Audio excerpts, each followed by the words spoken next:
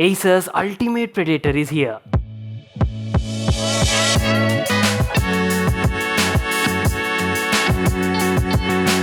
After getting lots of requests from you people asking me to cover the Acer Predator Helios Neo 16 2023, I have finally managed to get my hands on this particular unit. And let me tell you, Acer's Predator Helios Neo 16 is a very tough competitor in the market right now, guys. It offers crazy next gen features at a very reasonable price. So you're getting like a 2K 165Hz IPS display, and on board you're getting Intel's 13th gen CPUs up to i7 and also RTX 40 series GPUs and next gen hardware as well. DDR5 RAM is there, PCI Gen 4 storage is available, and lots of other stuff.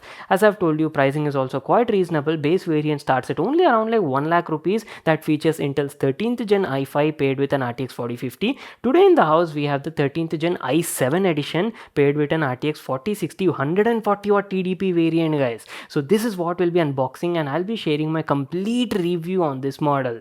So make sure to watch it till the end. Let's quickly get started with the video. Holy moly, look at the packaging over here. Acer has definitely updated their design language, either it be the product or even the packaging, guys. Let me give you a closer look and talk about the specs and configuration of our particular variant that we have in the house today. I've told you, right, Helios Neo 16 is available in multiple variants. You get i5 edition, i7 edition. We have the higher and top model today, which is powered by Intel's 13th gen i7 and paired with NVIDIA RTX 4060 8GB GPU. On board you're getting 16GB DDR5 RAM clocked at 4800 MHz and 512GB PCI Gen 4 SSD. So these were the main highlights. As soon as you open the package, there you go, our brand new laptop came nicely packed in this cotton bag, followed by you also have some accessories which include some paperwork. Just make sure to read this for all the details, and you also get a chunky 330 watt power adapter for charging. That is one big boy over there, and also a mains cord for the power adapter. That's it. These are all the stuff we got in the package. So keeping all the accessories aside, now let's finally get our hands on at this brand new Predator Helios Neo 16.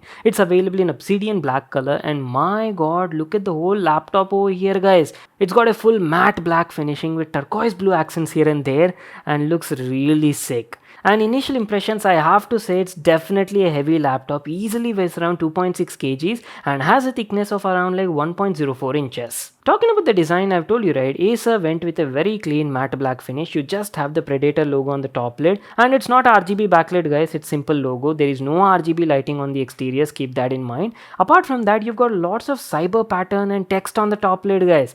Now that is actually an Easter egg embedded by Acer. If you people can solve this puzzle and reach out to the Acer team, you will be getting a special reward, guys. Let's see how many of you people can actually crack it. Anyways, moving on, let me give you a closer look and show you all the available IO connectivity ports. Starting off from the left side, here you have one exhaust vent followed by an RJ45 Ethernet port is there. USB 3.2 Gen 1 port is available. A micro SD card reader is also there, and a 3.5mm audio jack to connect both your headphones or microphone.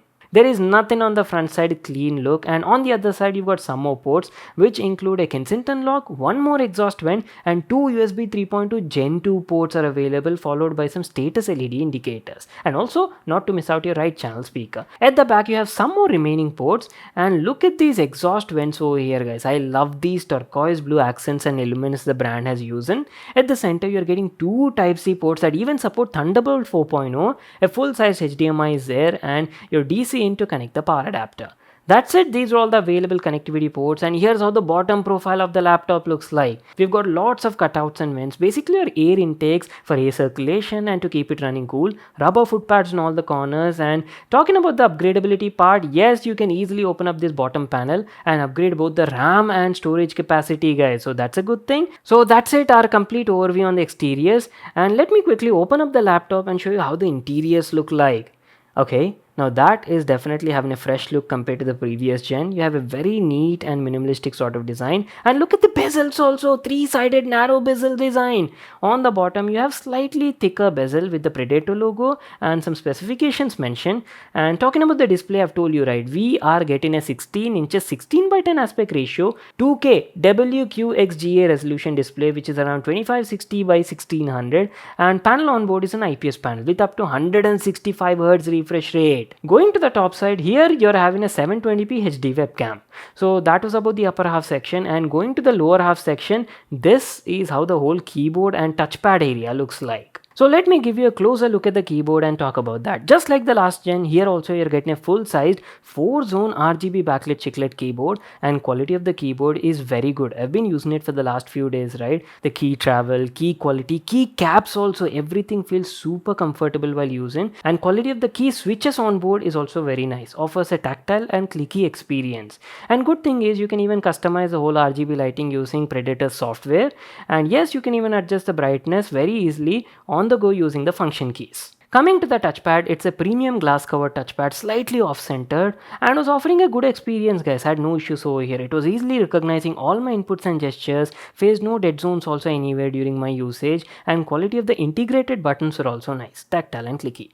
So that was our complete overview on the design. Keeping all of that aside, let's talk about the main aspects of the laptop, starting off with the display. As I've told you guys, Acer Predator Helios Neo 16 comes in different display variants. You get a 1080p edition and a 2K edition as well. Since we have the higher end model, we obviously have the 2K display only. So we are getting a 16 inches 2K resolution WQXGA format display. Basically, it's like a 16 by 10 aspect ratio, right? So slightly higher resolution of around 2560 by 1600, and it's an IPS level display with a refresh rate of up to 165 Hz and a G2G response time of only around like 3 milliseconds. So talking about the display quality, this is a really good quality display around this price point, guys. There's good amount of detail. Now come on, it's a 2K resolution display at 16 inches. Everything looks crisp and clear, no matter what sort of content you're watching, either it be like web series, movies, or even like text on websites, right? Razor sharp is what I can say. Great clarity, guys. And coming to colors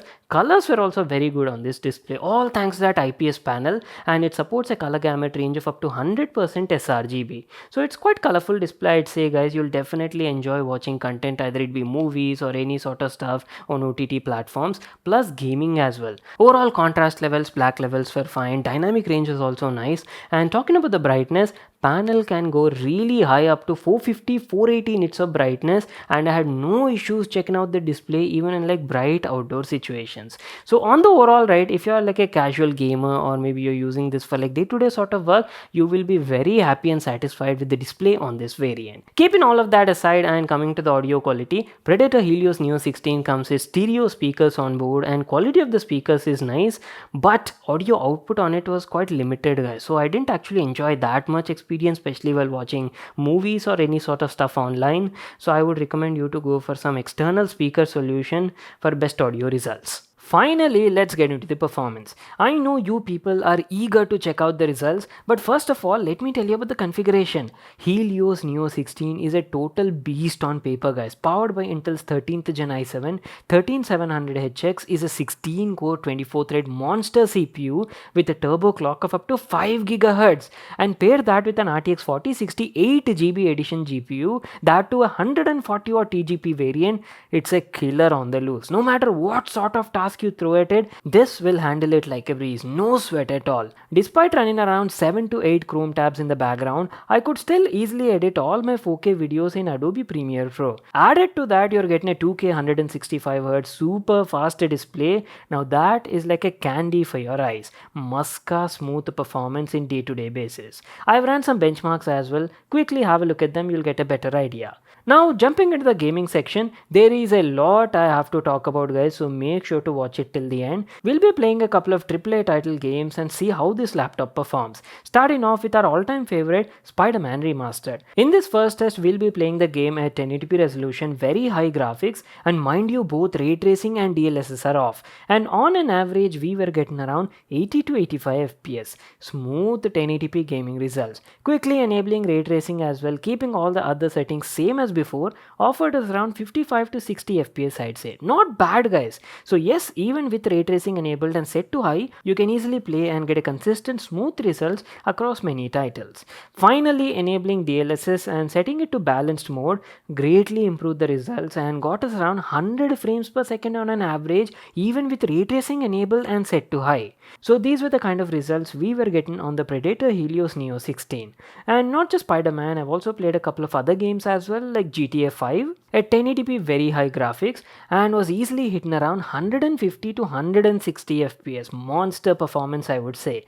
So based on my experience, you can easily do like good level of 1080p gaming on this model. Yes, 1440p high graphics gaming is also possible. In titles like Spider-Man, Assassin's Creed, we were getting an average of around 40-45 at these sort of settings. But to be honest guys, actually looking at the hardware on paper, right, the laptop should have been possible to offer slightly even better results than what I was expecting. And that is when I actually noticed the CPU temperatures. Just have a closer look at the CPU stats at the top left corner. The CPU for some strange reason was running at a really high temperatures of around 9800 degrees centigrade sometimes during gaming sessions.